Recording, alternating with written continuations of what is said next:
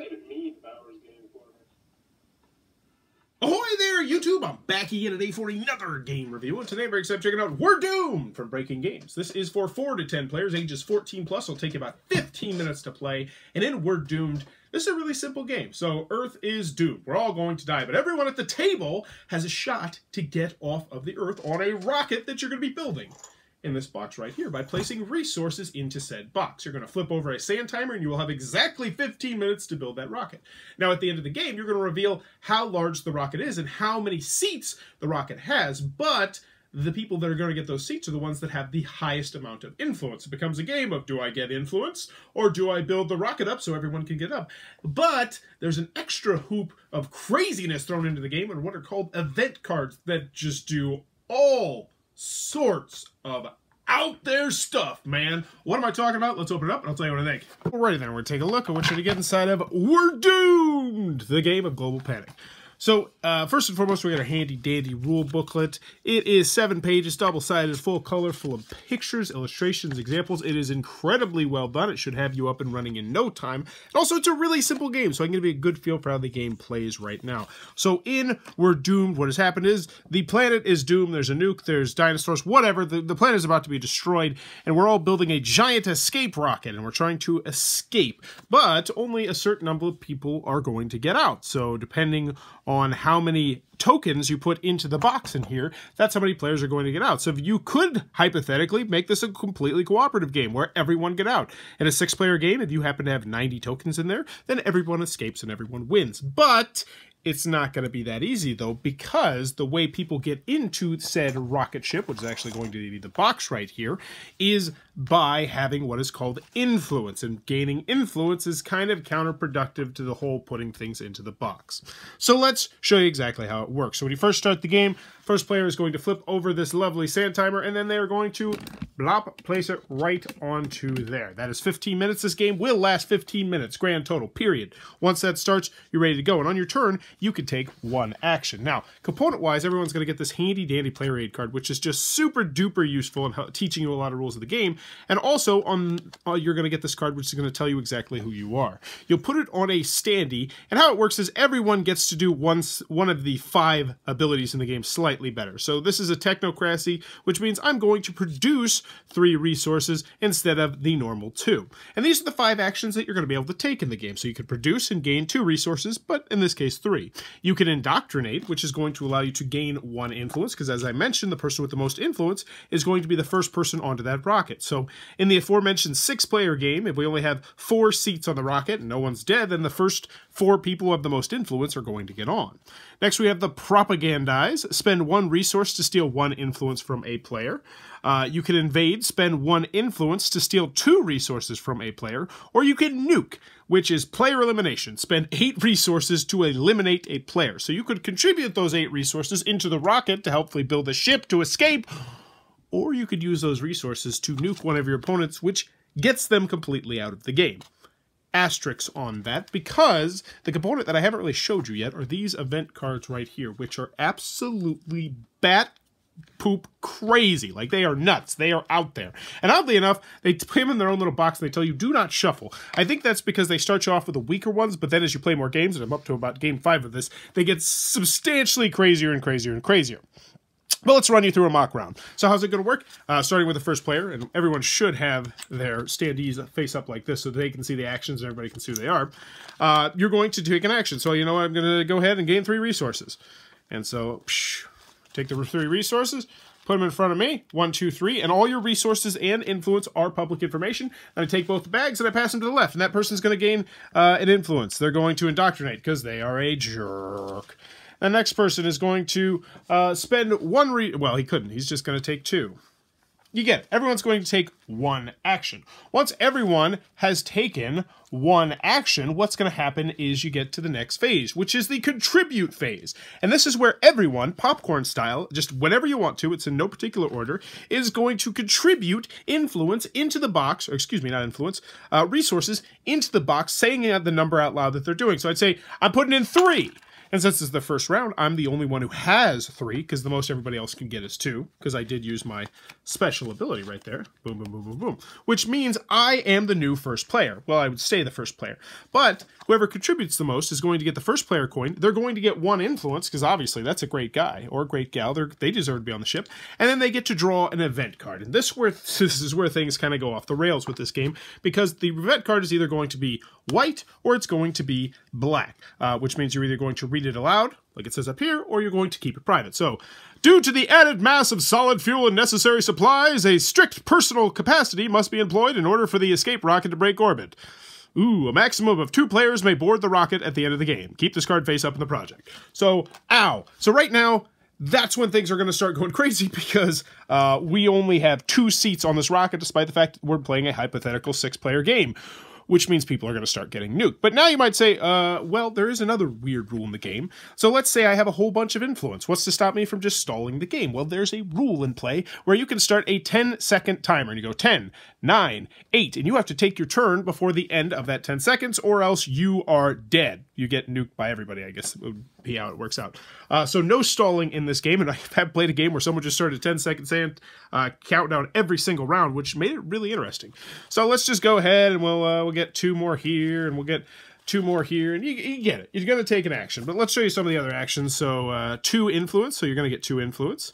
When you, instead of 1, invades for free, which means you don't have to pay the cost. Propagandizes for free. Nukes for 5 resources. Yikes!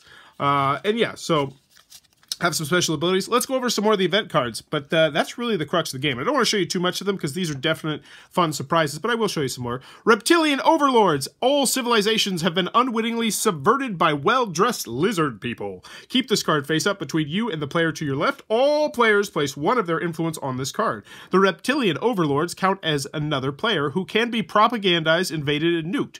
When it is their turn to take an action, they gain 1 influence. So now you have this other, in this case, 7th party, which is going to be gaining a lot of influence and might be taking that 1 or 2 ships seats on the rocket.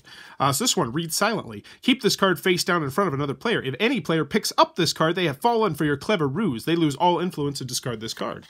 Robot Uprising. Keep this card face up between you and the player to your left. Each player takes 3 resources from the project and places them on this card. The Robot Uprising counts as another player who can be blah, blah, blah. When it is their turn to take an action, they take 2 resources from the project.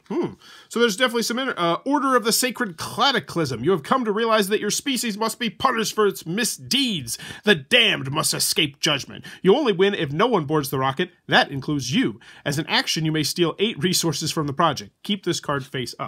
So as you can see, these events do all sorts of wacky, crazy, weird, out there stuff. Some will prevent people from being nuked. Some will force other people to take specific turns. Some will allow you to make your own personal rocket. There's just tons and tons and tons of these cards. And this is really the crux of the game and what makes it so that every game is going to be slightly different and unique once you get past the first few games. But I'll talk more about that in pros and cons. Anywho, you're going to continue to do this until this 15-minute sand timer runs out.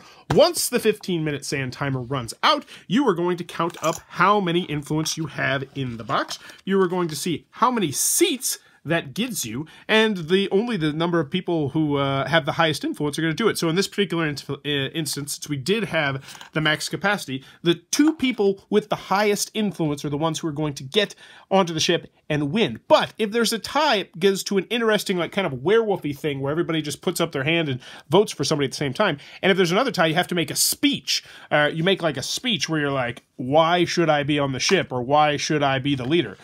Which can lead to some really interesting moments. But that, in a nutshell, is what you're going to do inside of We're Doomed! Alrighty then, We're Doomed from Breaking Games. What are my final thoughts? Let's go over the pros, let's go over the cons. First, on the con side, game's not going to be for everybody for a variety of different reasons. I would put this purely in the party/maybe family game category if your family's into more gamery style games. Because there's not too much strategy in this game. It really is, what are the events going to do? How are they going to shape the game? And that's another con that I have of this game, is that, wow, some people are not going to like how swingy and how crazy and how out there some of these event cards are, and how they can completely change the game and flip the game on its head at a moment's notice, and potentially even flip the game on its head without you even knowing it, depending on what the card is. And I'll give you a perfect example of that. So the second time we played this, actually, somebody got a card that said, at the end of the game, take 30 resources out of the box, you built yourself your own personal rocket, and you were going to escape.